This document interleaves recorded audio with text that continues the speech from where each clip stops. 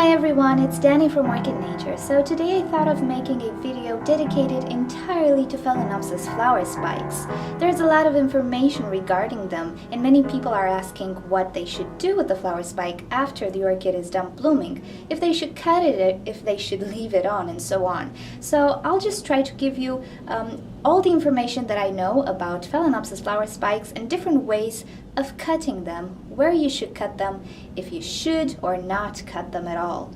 Okay, so first of all, a Phalaenopsis flower spike sprouts from the base of the orchid and it will extend up. It could be longer or shorter, it just depends on the orchid. But the thing is, it has the possibility to continue blooming for several months and in some cases up to a year. Now, first case scenario, a flower spike can continue growth even if it already has some blooms.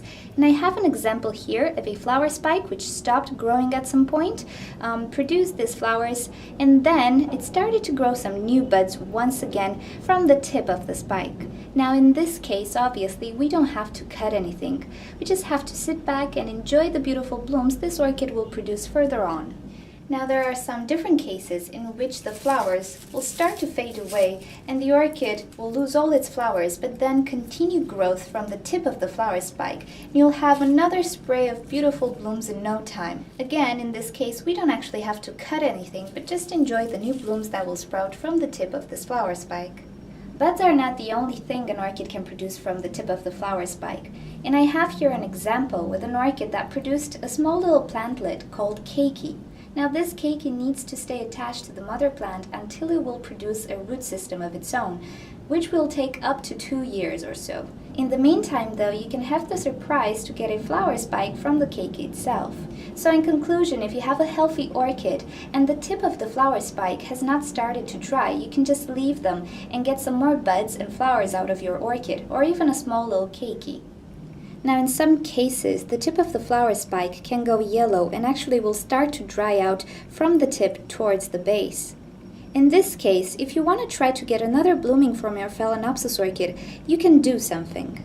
So if this orchid wouldn't have produced any more flowers from the tip here, I would cut this flower spike just above the final note before the flowers started to appear. For this, you would need a sterilized scissors. You can use alcohol or even a flame and cut about 1 centimeter above the last node you see here. Now, in some cases, the orchid will produce a side shot, but this won't happen in every case. If you want to give it a go and your orchid is healthy, you can cut it just above here. If the orchid decides to produce something from this node here, it can be either a flower spike, which is most often what happens, but it can also produce a little keiki, which will develop similarly to the one that I showed you earlier, the one that sprouted from the tip of the flower spike here. So the mother plant will feed the keiki until it will produce a root system of its own, at which point it can be separated from the mother plant by cutting the flower spike right below the node and just above it, and then pot the keiki separately. In case the flower spike decides to dry all the way down towards the base of the orchid, you can actually cut this flower spike as close to the base as possible. How to cut the flower spike will actually depend firstly on the health of the orchid, as well as your personal preference. Now, if you have a healthy orchid, you can try to induce another blooming on your Phalaenopsis, and most probably the orchid will be just fine. But if you're dealing with a very dehydrated and sick orchid, I would suggest you cut the flower spike all the way to the base. I like to do this because it leaves more energy for the orchid to focus on producing new roots and new leaves.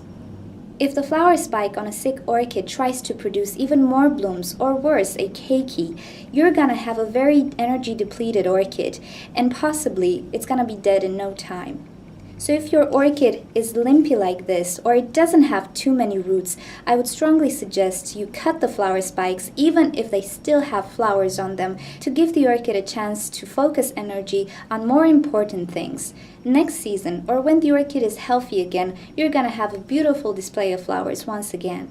Now, many orchid lovers, including myself, like to cut the flower spike to the base and not try to induce another side blooming. And this is because the side blooms don't necessarily look as good as the initial blooms.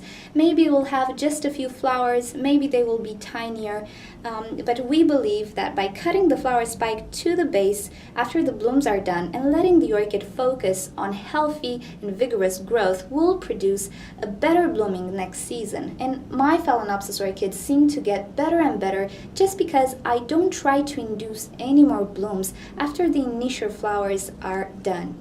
What I like to do actually is leave them grow. If they have some more buds to the tip of the spike, I like to leave them be. But after these are done, I will not try to cut the flower spike anywhere above a node. I will just cut it to the base and expect the next season's blooms to be even better. But this is just me, it's my personal preference, and cutting the flower spike from above a node can actually help you if you have an unidentified orchid that is actually very healthy and you just want to see how the orchid looks like. So at the end of the day, assess your orchid's health properly, and if it's healthy, you can try to get a side blooming or let the orchid try to produce some more flowers from the tip of the flower spike. But if you're dealing with a very sick orchid, I strongly suggest you cut the flower spike all the way to the bottom, as hard as it may be, and try to let the orchid focus on getting healthy again. I assure you, the next season, or maybe the one after that, you will get a beautiful display of flowers if your orchid is healthy.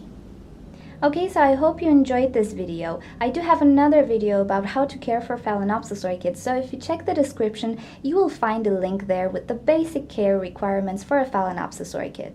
So if you want to see other videos, don't forget to subscribe to my channel. Also, you can leave me any questions or suggestions in a comment below and I'll try to get back to you as soon as I can. And if you want to get in touch with our community and share your orchid stories, you can visit orchidnature.com. Thank you for joining and I'll see you next time. Bye bye!